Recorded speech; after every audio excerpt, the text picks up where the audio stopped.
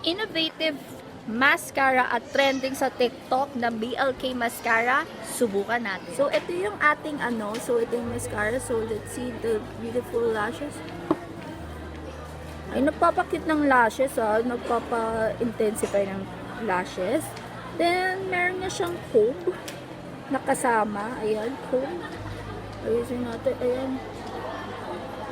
No wonder bakit ito yung gustong-gustong mascara ni Jelly Eugenio, na review ko na siya. And the packaging was so amazing. Kahit hindi ka na mag-false lashes, ito na lang gamitin mo for everyday mascara. It's a perfect fit. So, update sa aking mascara by BLK. Hindi siya nagka-clump. Tapos, ang ganda ng pagka-lengthening ng mga mascara. So, ito yung isa sa mga, ito yung pwedeng tatapat sa Maybelline mascara. As you can see, ito yung pwedeng tapat sa Maybelline mascara na nakakatagal sa aking lashes.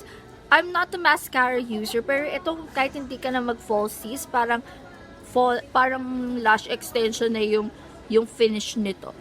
As you can see, it's a last extension finish with this mascara.